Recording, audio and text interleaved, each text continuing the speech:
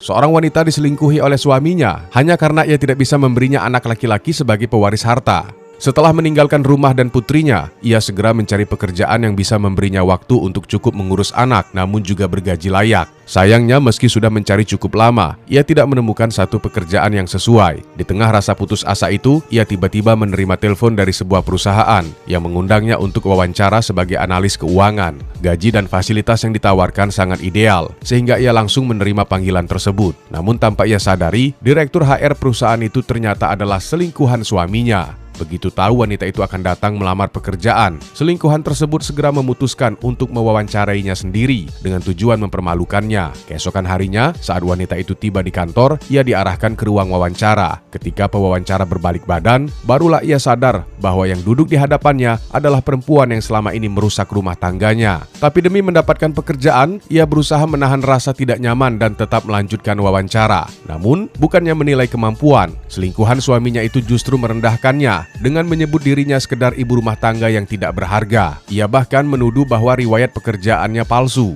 Wanita tersebut sama sekali tidak gentar. Ia yakin semua data di dalam riwayat pekerjaannya benar adanya, sehingga ia menantang pihak perusahaan untuk melakukan pemeriksaan latar belakang. Selingkuhan itu langsung menghubungi perusahaan yang tercantum dalam riwayat pekerjaan, dan ketika mendapat jawaban negatif, ia semakin yakin bahwa wanita tersebut hanya pembohong. Padahal sebenarnya, wanita itu pernah menjabat sebagai CEO perusahaan besar. Namun ia sengaja menjaga profilnya tetap rendah, sehingga tidak banyak orang yang mengetahui identitas aslinya. Dulu ia bahkan rela meninggalkan posisi penting itu demi membantu suaminya memulai usaha, hingga akhirnya memilih menjadi ibu rumah tangga penuh waktu. Yang tidak ia ketahui, perusahaan tempat ia melamar pekerjaan saat itu adalah cabang dari perusahaan milik CEO yang pernah menghargai kemampuannya. Ironisnya, selingkuhan suaminya hanyalah bawahan di sana, meski ia sendiri bertindak seolah paling berkuasa. Alih-alih menghormati, perempuan itu semakin merendahkannya. Ia beranggapan bahwa wanita tersebut hanyalah sosok yang tidak berguna, bahkan mengatakan anaknya pun kelak hanya pantas dijadikan pelayan setelah bayi laki-lakinya lahir.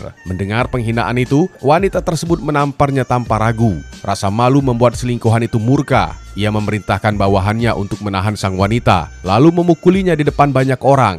Bahkan ia sampai mengancam keselamatan putrinya agar sang ibu mau mengakui sesuatu yang tidak pernah ia lakukan. Saat ancaman itu tidak mempan, selingkuhan suaminya itu meraih pisau buah di atas meja dan berusaha melukainya. Namun tepat sebelum pisau itu mengenai tubuhnya, seseorang muncul dan menghentikan serangan tersebut. Kehadiran orang itu membuat selingkuhan benar-benar terkejut hingga wajahnya pucat seketika.